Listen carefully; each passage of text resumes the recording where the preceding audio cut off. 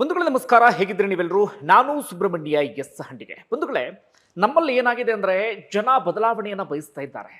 ಜನರಿಗೆ ಈ ಸಾಂಪ್ರದಾಯಿಕ ಪಕ್ಷಗಳ ಡ್ರಾಮಾ, ಬೂಟಾಟಿಕೆ, ಸುಳ್ಳು, ಕಪಟತನ ಇದೆಲ್ಲವನ್ನು ಕೂಡ ನೋಡಿ ನೋಡಿ ಸಾಕಾಗಿ ಹೋಗಿದೆ. ಹೀಗಾಗಿ ಒಂದು ಆಲ್ಟರ್ನೇಟಿವ್ ಆಯ್ಕೆಯನ್ನು ಹುಡುಕ್ತಾ ಇದ್ದಾರೆ. ಒಂದು ದೊಡ್ಡ ಮಟ್ಟಿಗಿನ ಬದಲಾವಣೆಯನ್ನ ಅವರು ಕೂಡ ನಿರೀಕ್ಷೆ ಮಾಡ್ತಾ ಇದ್ದಾರೆ. ಆದ್ರೆ ನಮ್ಮಲ್ಲಿ ಏನಾಗ್ಬಿಟ್ಟಿದೆ ಅಂದ್ರೆ ಸಾಕಷ್ಟು ಕಡೆಗಳಲ್ಲಿ ಅಂತಹ ಆಲ್ಟರ್ನೇಟಿವ್ ಆಯ್ಕೆಯೇ ಇಲ್ಲ ಎನ್ನುವಂತ ಪರಿಸ್ಥಿತಿ ನಿರ್ಮಾಣ ಆಗಿಬಿಟ್ಟಿದೆ. ಅಂತಹ ಆಲ್ಟರ್ನೇಟಿವ್ ಆಯ್ಕೆ ಇತ್ತು ಅಂತಾದ್ರೆ, ಆ ಆಲ್ಟರ್ನೇಟಿವ್ ಆಯ್ಕೆಯ ಬಗ್ಗೆ ಜನರಿಗೆ ನಂಬಿಕೆ ಬಂತು ಅಂತಾದ್ರೆ ಜನ ಒಂದಷ್ಟು ಕಡೆಗಳಲ್ಲಿ ಬದಲಾವಣೆಯನ್ನ ಮಾಡ್ತಾ ಹೋಗ್ತಾರೆ. ನಾನು ಯಾವ ಕಾರಣಕ್ಕಾಗಿ ಈ ಮಾತನ್ನ ಹೇಳ್ತಾ ಇದ್ದೇನೆ ಅಂದ್ರೆ, ಇವತ್ತು ಅತಿ ಹೆಚ್ಚು ಚರ್ಚೆ ಆಗ್ತಿರೋದು ತಮಿಳುನಾಡಿನ ವಿಜಯ್ರ ಟಿವಿಕೆ ಪಕ್ಷದ ಗೆಲುವಿಗೆ ಸಂಬಂಧಪಟ್ಟ ಹಾಗೆ. ನಾನು ವಿಜಯ್ ತಮಿಳುನಾಡನ್ನ ಸ್ವರ್ಗ ಮಾಡಿಬಿಡ್ತಾರೆ, ತಮಿಳುನಾಡನ್ನ ಸಂಪೂರ್ಣವಾಗಿ ಬದಲಾಯಿಸಿ ಬಿಡ್ತಾರೆ, ಏನೋ ಒಂದು ಹೊಸ ಕ್ರಾಂತಿಯನ್ನೇ ಮಾಡ್ತಾರೆ ಅಂತ ನಾನು ಹೇಳ್ತಾ ಇಲ್ಲ. ಯಾಕಂದ್ರೆ ಈಗ ಅಧಿಕಾರಕ್ಕೆ ಬಂದಿದ್ದಾರೆ, ಏನ್ ಮಾಡ್ತಾರೋ ನನಗಂತೂ ಗೊತ್ತಿಲ್ಲ. ಜೊತೆಗೆ ಚುನಾವಣಾ ಪ್ರಚಾರದ ಸಂದರ್ಭದಲ್ಲಿ ಭಾರಿ ನಿರೀಕ್ಷೆಯನ್ನು ಹುಟ್ಟು ಹಾಕಿದ್ರ ಅಂದ್ರೆ ಇಲ್ಲ, ಭಾರಿ ನಿರೀಕ್ಷೆಯನ್ನು ಅಂಥದ್ದೇನು ಹುಟ್ಟು ಹಾಕದಾಗ ರೀತಿಯಲ್ಲೂ ಕೂಡ ಕಾಣಲಿಲ್ಲ. ಜೊತೆಗೆ ಈ ಬೇರೆ ರಾಜಕೀಯ ಪಕ್ಷಗಳಿಗಿಂತ ಸ್ವಲ್ಪ ಭಿನ್ನವಾಗಿ ಏನಾದರೂ ಪ್ರಚಾರ ಮಾಡಿದ್ರ ಅಂದ್ರೆ ಒಂದಷ್ಟು ವಿಚಾರಗಳು ಕಾಣಿಸ್ತಾ ಇತ್ತು. ಯಾಕಂದ್ರೆ ಎಲ್ಲೂ ಕೂಡ ಜಾತಿಯನ್ನ ತರಲಿಲ್ಲ, ಎಲ್ಲೂ ಕೂಡ ಧರ್ಮವನ್ನ ತರಲಿಲ್ಲ, ತೀರಾ ಡ್ರಾಮಾ ಅಂಥದ್ದೇನು ಕೂಡ ಮಾಡೋದಕ್ಕೆ ಹೋಗ್ಲಿಲ್ಲ. ಪ್ರಮುಖವಾಗಿ ಎಜುಕೇಷನ್ಗೆ ಸಂಬಂಧಪಟ್ಟ ಹಾಗೆ, ಹಾಸ್ಪಿಟಲ್ಗೆ ಸಂಬಂಧಪಟ್ಟ ಹಾಗೆ ಮಾತನಾಡಿದ್ರು ಸ್ವಲ್ಪ ಮಟ್ಟಿಗೆ ಖುಷಿ ಕೊಟ್ಟಿತ್ತು. ಆದರೆ ಈಗ ಅಧಿಕಾರಕ್ಕೆ ಬಂದ ಬಳಿಕ ಅದೆಲ್ಲವನ್ನೂ ಕೂಡ ಕಾರ್ಯರೂಪಕ್ಕೆ ತರ್ತಾರ ನನಗೆ ಗೊತ್ತಿಲ್ಲ, ಅದೆಲ್ಲವನ್ನೂ ಕೂಡ ಕಾದು ನೋಡಬೇಕಾಗಿದೆ. ಆದರೆ ಜನ ಈ ಸಾಂಪ್ರದಾಯಿಕ ಪಕ್ಷಗಳನ್ನ ಮೂಲೆಗೆ ಸರಿಸಿ ಹೊಸದೊಂದೇನೋ ಅನ್ನೋ ಆಯ್ಕೆ ಮಾಡಿದ್ರಲ್ಲ, ಅದು ಈಗ ಇಲ್ಲಿ ಖುಷಿಯ ಸಂಗತಿ. ನಾನು ಅದನ್ನೇ ಹೇಳ್ತಾ ಇರೋದು. ವಿಜಯ್ ಮುಂದೆ ಏನ್ ಮಾಡ್ತಾರೆ ನಮಗೆ ಈಗಲೇ ಗೊತ್ತಿಲ್ಲ. ಆದರೆ ಜನ ಆ ಸಾಂಪ್ರದಾಯಿಕ ಪಕ್ಷಗಳಿಗೆ ಜೋತು ಬೀಳದೆ ಹೊಸಬರಿಗೊಂದು ಅವಕಾಶವನ್ನ ಮಾಡಿಕೊಟ್ಟಿದ್ದಾರೆ. ಏನ್ ಮಾಡ್ತಾರೆ ನೋಡೋಣ ಎನ್ನುವಂತ ರೀತಿಯಲ್ಲಿ ಇವತ್ತು ಆ ಕಾರಣಕ್ಕಾಗಿ ತಮಿಳುನಾಡಿನ ವಿಜಯ್ರ ಗೆಲುವು ಬಹಳ ಚರ್ಚೆ ಆಗ್ತಾ ಇದೆ. ನಾವು ಬೇರೆ ಬೇರೆ ರಾಜ್ಯಗಳಲ್ಲೂ ಕೂಡ ಇವತ್ತೊಂದಷ್ಟು ಬದಲಾವಣೆ ನೋಡಿದ್ದೇವೆ. ಪಶ್ಚಿಮ ಬಂಗಾಳದಲ್ಲಿ ಟಿಎಂಸಿಯ 15 ವರ್ಷದ ಅಧಿಕಾರವನ್ನ ಜನ ಕಿತ್ತೋಗಿದ್ದಾರೆ, ಬಿಜೆಪಿಗೆ ಅವಕಾಶವನ್ನು ಮಾಡಿಕೊಟ್ಟಿದ್ದಾರೆ. ಆದ್ರೆ ಬಿಜೆಪಿ ಬೇರೆ ಬೇರೆ ರಾಜ್ಯಗಳ ಅಧಿಕಾರದಲ್ಲಿದೆ, ಅದೊಂದು ರಾಷ್ಟ್ರೀಯ ಪಕ್ಷ. ಇನ್ನು ಕೇರಳದಲ್ಲೂ ಬದಲಾವಣೆ ಆಗಿದೆ, ಅಲ್ಲಿ ಕಾಂಗ್ರೆಸ್ ಬಂದಿದೆ, ಕಾಂಗ್ರೆಸ್ ಕೂಡ ಒಂದು ರಾಷ್ಟ್ರೀಯ ಪಕ್ಷ. ಆದ್ರೆ ವಿಜಯ್ರ ವಿಚಾರಕ್ಕೆ ಬರೋದಾದ್ರೆ ಹೇಳಿಕೊಳ್ಳುವಂತ ಪೊಲಿಟಿಕಲ್ ಬ್ಯಾಕ್ಗ್ರೌಂಡ್ ಇರಲಿಲ್ಲ. ಜೊತೆಗೆ ವಿಜಯ್ ಸಿನಿಮಾದಲ್ಲಿ ಫೇಲ್ಯೂರ್ ಆಗಿ ರಾಜಕೀಯಕ್ಕೆ ಬಂದ್ರ ಅಂದ್ರೆ ಇಲ್ಲ, ಸಿನಿಮಾದಲ್ಲಿ ಒಂದು ಪೀಕ್ ಕರಿಯರ್ನಲ್ಲಿ ಅವರಿದ್ರು. ಈಗ ಅವರಿಗೆ ಸಂಭಾವನೆ ಅಂತೂ ಅದು 60 ಕೋಟಿನೋ 70 ಕೋಟಿನೋ 100 ಕೋಟಿನೇನೋ ಅಂತ ಒಂದು ಚರ್ಚೆ ಎಲ್ಲವೂ ಕೂಡ ಮಾಡ್ತಾ ಇದ್ರು. ಅಲ್ಲಿ ಬೇಕಾದಷ್ಟು ಹಣವನ್ನು ಸಂಪಾದನೆ ಮಾಡುವಂತ ಅವಕಾಶ ಇತ್ತು, ಅದರಲ್ಲಿ ಬೇಕಾದಷ್ಟು ಹಣವನ್ನು ಕೂಡ ಸಂಪಾದನೆ ಮಾಡಿದ್ರು. ಆದ್ರೆ ಸಿನಿಮಾ ಕರಿಯರ್ ಅನ್ನ ಬಿಟ್ಟು ರಾಜಕಾರಣಕ್ಕೆ ಬಂದಂತಹ ವ್ಯಕ್ತಿ ವಿಜಯ್. ನಾನು ಆಗ್ಲೇ ಹೇಳಿದ ಹಾಗೆ ಹೇಳಿಕೊಳ್ಳುವಂತ ಪೊಲಿಟಿಕಲ್ ಬ್ಯಾಕ್ಗ್ರೌಂಡ್ ಇಲ್ಲ, ಹೇಳಿಕೊಳ್ಳುವಂತ ಕೇಡರ್ ಅಥವಾ ಕಾರ್ಯಕರ್ತರೊಂದು ಪಡೆ ಅಂತ ಹೇಳ್ತೀವಲ್ಲ ಅಂಥದ್ದೇನೂ ಕೂಡ ವಿಜಯ್ಗೆ ಇರಲಿಲ್ಲ. ಅಥವಾ ಇನ್ನೊಂದು ಯಾರ್ದೋ ದೊಡ್ಡ ಮಟ್ಟಿಗಿನ ಬೆಂಬಲ, ಇನ್ಯಾರ್ದೋ ಜೊತೆಗೆ ಮೈತ್ರಿ ಅಂಥದ್ದು ಯಾವುದೂ ಕೂಡ ಇರಲಿಲ್ಲ. ಆದರೂ ಕೂಡ ವಿಜಯ್ ಇವತ್ತು ತಮಿಳುನಾಡಿನಲ್ಲಿ ಒಂದು ಹೊಸ ಅಲೆಯನ್ನೇ ಸೃಷ್ಟಿ ಮಾಡುವಲ್ಲಿ ಯಶಸ್ವಿಯಾಗಿದ್ದಾರೆ. ಇದರ ಅರ್ಥ ಏನು? ಜನ ಬದಲಾವಣೆಯನ್ನ ಬಯಸ್ತಾ ಇದ್ದಾರೆ. ಅಂಥದ್ದೊಂದು ಬದಲಾವಣೆಗೆ ಆಯ್ಕೆ ಸಿಕ್ಕಾಗ ಜನ ಬದಲಾವಣೆಯನ್ನ ಮಾಡೋದಕ್ಕೆ ರೆಡಿ ಇದ್ದಾರೆ. ನಾನು ಅದನ್ನೇ ಇಲ್ಲಿ ಒತ್ತಿ ಒತ್ತಿ ಹೇಳೋದಿಕ್ಕೆ ಪ್ರಯತ್ನವನ್ನ ಪಡ್ತಾ ಇರೋದು. ಹಾಗಾದ್ರೆ ವಿಜಯ್ ಯಾವ ರೀತಿಯಾಗಿ ಜನರ ಗಮನವನ್ನ ಸೆಳೆದ್ರು, ಏನಾಯ್ತು, ಅದಕ್ಕೆ ಸಂಬಂಧಪಟ್ಟ ಒಂದಷ್ಟು ವಿಚಾರವನ್ನ ಗಮನಿಸ್ತಾ ಹೋಗೋಣ. ಮೊದಲಿಗೆ ಈ ಕ್ಷಣದ ಬೆಳವಣಿಗೆ ಏನೇನು ನೋಡೋಣ ತಮಿಳುನಾಡಿಗೆ ಸಂಬಂಧಪಟ್ಟ ಹಾಗೆ.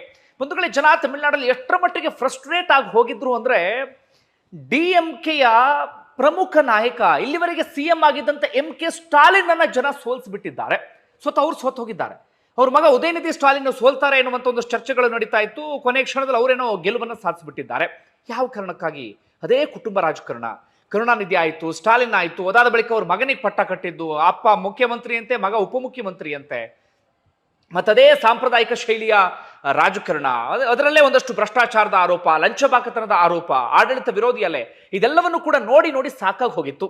ಹೀಗಾಗಿ ಜನ ಎಲ್ಲಿವರೆಗೆ ಹೋಗಿ ಪಾಠವನ್ನ ಕಲಿಸಿದ್ರು ಅಂದ್ರೆ, ಅಲ್ಲಿನ ಅತ್ಯಂತ ಜನಪ್ರಿಯ ನಾಯಕ MK ಸ್ಟಾಲಿನ್ ಜನ ಸೋಲಿಸಿ ಬಿಟ್ಟಿದ್ದಾರೆ. ಯಾವ ವಿಧಾನಸಭಾ ಕ್ಷೇತ್ರ, ಏನ್ ಕತೆ, ಆ ಡೀಟೇಲ್ ಗಮನಿಸೋದಾದ್ರೆ, ಕೊಳತ್ತೂರು ಎನ್ನುವಂತ ವಿಧಾನಸಭಾ ಕ್ಷೇತ್ರ VS ಬಾಬು ಎನ್ನುವಂತ ಅಭ್ಯರ್ಥಿಯ ವಿರುದ್ಧ, TVK ಅಭ್ಯರ್ಥಿಯ ವಿರುದ್ಧ 8,000 ಮತಗಳ ಅಂತರದಿಂದ ಸೋತು ಹೋಗ್ಬಿಟ್ಟಿದ್ದಾರೆ ಸ್ಟಾಲಿನ್.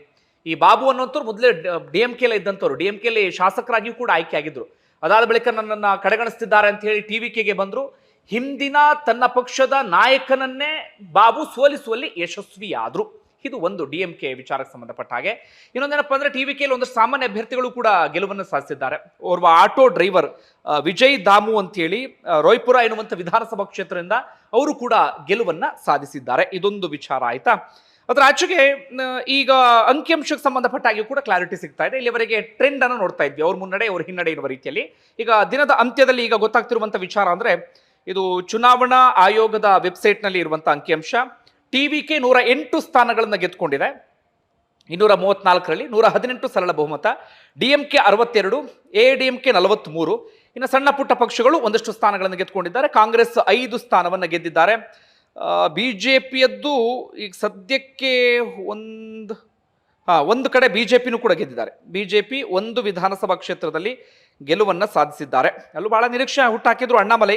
ಅದರ ಕೊನೆಗೆ ಅಣ್ಣಾಮಲೈಯೇ ಸ್ಪರ್ಧೆ ಮಾಡಿದಂಥ ಪರಿಸ್ಥಿತಿ ನಿರ್ಮಾಣ ಆಯಿತು ಬಿಡಿ. ಈಗ ಸಹಜವಾಗಿರುವಂಥ ಪ್ರಶ್ನೆ, ವಿಜಯ್ CM ಆಗ್ತಾರ? 100ಕ್ಕೆ 100ರಷ್ಟು ವಿಜಯ್ CM ಆಗ್ತಾರೆ. ಹಾಗಾದ್ರೆ ಈಗ 118 ಬೇಕಲ್ಲ, ಎಲ್ಲಿಂದ ಒಗ್ಗೂಡಿಸ್ತಾರೆ? DMK ಜೊತೆಗಂತೂ ಹೋಗಲ್ಲ, ರಾಜಕೀಯ ವಿರೋಧಿ. ADMK ಸೈದ್ಧಾಂತಿಕ ವಿರೋಧಿ, ಅವ್ರ ಜೊತೆ ಹೋಗಲ್ಲ. ಹಾಗಾದ್ರೆ ಏನು ಮಾಡ್ತಾರೆ? ಈಗ ಒಳ್ಳೆ ಅವಕಾಶ ಇದೆ ಯಾರಿಗೆ? ವಿಜಯರಿಗೆ.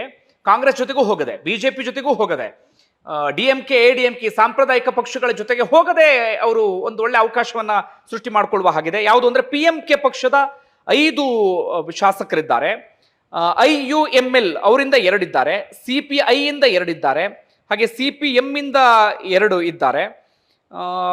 ಈ ರೀತಿಯಾಗಿ ನಿಮಗೆ ಮತ್ತೊಂದು ಯಾವ ಪಕ್ಷ, AMKA ಅಂತ ಒಂದಿದೆ, ಅದರಲ್ಲಿ ಒಂದಿದ್ದಾರೆ. ಅದೇ ರೀತಿಯಾಗಿ DDKD ಅದರಲ್ಲಿ ಓರ್ವ ಅಭ್ಯರ್ಥಿ ಗೆಲುವನ್ನು ಸಾಧಿಸಿದ್ದಾರೆ. ಅಂದ್ರೆ ಇವರೆಲ್ಲರನ್ನು ಕೂಡ ಒಗ್ಗೂಡಿಸಿದ್ರೆ ಈ ಸಾಂಪ್ರದಾಯಿಕ ಪಕ್ಷಗಳನ್ನ ಬದಿಗೆ ಸರಿಸಿ ವಿಜಯ್ ಇಲ್ಲಿ ಸರ್ಕಾರವನ್ನ ರಚನೆ ಮಾಡೋದಕ್ಕೆ ಅವಕಾಶ ಇದೆ. ಆದ್ರೆ ವಿಜಯ್ ತಂದೆ ಹೇಳ್ತಿದ್ದಾರೆ, ಕಾಂಗ್ರೆಸ್ ಮೈತ್ರಿಗೆ ನಾವು ರೆಡಿ ಇದ್ದೇವೆ ಎನ್ನುವಂತ ರೀತಿಯಲ್ಲಿ. ಕಾಂಗ್ರೆಸ್ನಿಂದ 5 ಶಾಸಕರಿದ್ದಾರೆ, ರಾಷ್ಟ್ರೀಯ ಪಕ್ಷದ ಜೊತೆ ಮೈತ್ರಿ ಮಾಡ್ಕೊಳ್ಳೋಣ ಅಂತ ಅವ್ರ ತಂದೆ ಹೇಳ್ತಿದ್ದಾರೆ. ಆದರೆ ವಿಜಯ್ ಯಾವ ನಿರ್ಧಾರವನ್ನು ತೆಗೆದುಕೊಳ್ತಾರೆ ಅದೆಲ್ಲವನ್ನು ಕೂಡ ಕಾದು ನೋಡಬೇಕಾಗಿದೆ. ಅದು ಮುಂದೆ ಆಗುವಂತಹ ಬೆಳವಣಿಗೆ. ಓಕೆ, ಸದ್ಯಕ್ಕೆ ಇಷ್ಟ ಆಗಿದೆಯಾ? ಹಾಗಾದ್ರೆ ದಿಢೀರ್ ಅಂತ ಹೇಳಿ ವಿಜಯ್ ಮ್ಯಾಜಿಕ್ ಮಾಡಿಬಿಟ್ರ? ಹಿಂದೆ ಏನೂ ಕೂಡ ಕೆಲಸವನ್ನ ಮಾಡಿರ್ಲಿಲ್ವಾ? ಏನು ಕತೆ? ಸಹಜವಾಗಿ ಇರುವಂತ ಪ್ರಶ್ನೆ. ಬಂಧುಗಳೇ, ಇಲ್ಲಿ ಅದೆಷ್ಟೇ ಜನಪ್ರಿಯ ನಟರಾಗಿರ್ಲಿ, ಯಾರೇ ಆಗಿರ್ಲಿ, ತಮಿಳುನಾಡಲ್ಲಿ ರಜನಿಕಾಂತ್ ಪ್ರಯತ್ನವನ್ನ ಪಟ್ಟರು, ಹಿಂದೆ ಸರಿದ್ಬಿಟ್ರು. ಕಮಲ್ ಹಾಸನ್ ಇಂದಿಗೂ ಕೂಡ ಇದ್ದಾರೆ, ಅವ್ರಿಗೆ ಏನು ಮ್ಯಾಜಿಕ್ ಅನ್ನ ಮಾಡೋದಕ್ಕೆ ಸಾಧ್ಯ ಆಗ್ತಾ ಇಲ್ಲ. ಹಿಂದೆ ಏನೋ ಎಂ ಜಿ ರಾಮಚಂದ್ರನ್, ಅದೇ ರೀತಿಯಾಗಿ ಜಯಲಲಿತಾ ಅಂತ ಒಂದಷ್ಟು ಮ್ಯಾಜಿಕ್ ಅನ್ನ ಮಾಡಿದ್ರು. ಪವನ್ ಕಲ್ಯಾಣ್ ಕೂಡ ನಿರಂತರವಾಗಿ ಪ್ರಯತ್ನ ಪಟ್ಟು ಈಗ ಅಲ್ಲಿ ಅವರು ಉಪಮುಖ್ಯಮಂತ್ರಿ ಆಗುವಲ್ಲಿ ಯಶಸ್ವಿಯಾಗಿದ್ದಾರೆ. ಹೀಗಾಗಿ ಎಷ್ಟೇ ಜನಪ್ರಿಯ ನಟರಾದ್ರೂ ಕೂಡ ದಿಢೀರ್ ಅಂತ ಹೇಳಿ ಮ್ಯಾಜಿಕ್ ಮಾಡೋದಕ್ಕೆ ಸಾಧ್ಯ ಆಗೋದಿಲ್ಲ. ಯಾಕಂದ್ರೆ ಆ ನಟ ಜನರಿಗೆ ಗೊತ್ತಿರ್ತಾರೆ, ಓಕೆ, ಆದ್ರೆ ಅವರ ಪಕ್ಷದ ಕ್ಯಾಂಡಿಡೇಟ್ಗಳು ಜನರಿಗೆ ಗೊತ್ತಿರಬೇಕಲ್ಲ. ಹೀಗಾಗಿ ಹಿಂದೆ ಒಂದಷ್ಟು ಕೆಲಸ ಆಗಬೇಕಾಗಿರುತ್ತೆ. ವಿಜಯ್ ಕೂಡ ಮಾಡಿದ್ದು ಅದೇ. ಆ ಕಾರಣಕ್ಕಾಗಿ ಇವತ್ತು ಅವರಿಗೆ ಗೆಲುವು ಸಿಕ್ಕಿದೆ. ಯಾವ ರೀತಿಯಾಗಿ? ವಿಜಯ್ ಈಗ ಪಕ್ಷವನ್ನ ಘೋಷಣೆ ಮಾಡಿದ್ದು 2024 ಫೆಬ್ರವರಿ 2ನೇ ತಾರೀಕು. ಅದಾದ ಬಳಿಕ ಒಂದು ಸಮಾವೇಶವನ್ನ ಮಾಡಿದ್ದು ಅವರು 2025ರ ಸಂದರ್ಭದಲ್ಲಿ. ದೊಡ್ಡ ಮಟ್ಟಿಗೆ ಜನ ಸೇರಿದ್ರು. ಆಗ್ಲೇ ಒಂದಷ್ಟು ಪಕ್ಷಗಳಿಗೆ ನಡುಕವನ್ನ ಹುಟ್ಟಿಸುವಲ್ಲಿ ಯಶಸ್ವಿಯಾಗಿದ್ರು. ಅಂದ್ರೆ ನಮಗೆ ಪಕ್ಷ ಘೋಷಣೆ ಕಾಣ್ತಿರೋದು 2024, ಸಮಾವೇಶ ಕಾಣಿಸ್ತಿರೋದು 2025. ಆದ್ರೆ ಕೇವಲ 24-25ರಲ್ಲಿ ವಿಜಯ್ ಆಕ್ಟಿವ್ ಆಗಿದ್ದಲ್ಲ, ಅದಕ್ಕೂ ಮುಂಚೆನೆ ಒಂದಷ್ಟು ಪ್ರಯತ್ನಗಳೆಲ್ಲವನ್ನೂ ಕೂಡ ಮಾಡಿದ್ರು. ಯಾವಾಗ? 2009ರಲ್ಲೇ ವಿಜಯ್ ಏನ್ ಮಾಡ್ತಾರೆ ಅಂದ್ರೆ, ಇದೇ ರಾಜಕೀಯವನ್ನ ತಲೆಯಲ್ಲಿ ಇಟ್ಕೊಂಡು ಒಂದು ಫ್ಯಾನ್ಸ್ ಕ್ಲಬ್ ಅನ್ನ ಶುರು ಮಾಡ್ತಾರೆ. ಏನು? ವಿಜಯ್ ಮಕ್ಕಳ್ ಇಯಕಂ ಎನ್ನುವಂತ ಫ್ಯಾನ್ಸ್ ಕ್ಲಬ್. ಈ ಫ್ಯಾನ್ಸ್ ಕ್ಲಬ್ ಏನ್ ಮಾಡುತ್ತೆ ಅಂದ್ರೆ, ತುಂಬಾನೇ ಆಕ್ಟಿವ್ ಆಗಿ ಕೆಲಸ ಮಾಡೋದಕ್ಕೆ ಶುರು ಮಾಡ್ಕೊಡುತ್ತೆ. ವಿಜಯ್ ಹೆಸರಲ್ಲಿ ರಕ್ತದಾನ ಅಥವಾ ಈ ವಿದ್ಯಾರ್ಥಿಗಳಿಗೆ ಸ್ಕಾಲರ್ಶಿಪ್ ಕೊಡೋದು, ಬಡ ವಿದ್ಯಾರ್ಥಿಗಳಿಗೆ ಪ್ರೋತ್ಸಾಹವನ್ನ ಕೊಡೋದು, ಮೆಡಿಕಲ್ ಓದುವಂತ ವಿದ್ಯಾರ್ಥಿಗಳಿಗೆ ಸಹಾಯವನ್ನ ಮಾಡೋದು, ಈ ರೀತಿಯ ಒಂದಷ್ಟು ಸಹಾಯ ಅಂತದೆಲ್ಲವನ್ನು ಕೂಡ ಮಾಡ್ಕೊಂಡು ಬರ್ತಾರೆ. ಆರಂಭದಲ್ಲಿ ADMKಗೆ ಬೆಂಬಲವನ್ನ ಕೊಟ್ಟಿದ್ರು. ಅದಾದ ಬಳಿಕ ಆ ಬೆಂಬಲವನ್ನ ವಾಪಸ್ ತೆಗೆದುಕೊಳ್ತಾರೆ. ಅದಾದ ನಂತರ ಏನ್ ಮಾಡ್ತಾರೆ ಅಂದ್ರೆ, 2021ರ ಸಂದರ್ಭದಲ್ಲಿ ಅದೇ ಫ್ಯಾನ್ಸ್ ಕ್ಲಬ್ ಇಂದ ಸ್ಥಳೀಯ ಸಂಸ್ಥೆ ಚುನಾವಣೆಗೆ ಸ್ಪರ್ಧೆಯನ್ನ ಮಾಡಿ ಒಂದಷ್ಟು ಮಂದಿ ಗೆಲುವನ್ನು ಕೂಡ ಸಾಧಿಸಿ ಬಿಡ್ತಾರೆ. ಅಂದರೆ ವಿಜಯ್ ದಿಢೀರ್ ಮ್ಯಾಜಿಕ್ ಮಾಡಿದ್ದಲ್ಲ. 2009ರಲ್ಲೇ ಅವರೊಂದು ನಿಧಾನಕ್ಕೊಂದು ಹೆಜ್ಜೆಯನ್ನ ಇಟ್ಟಿದ್ರು.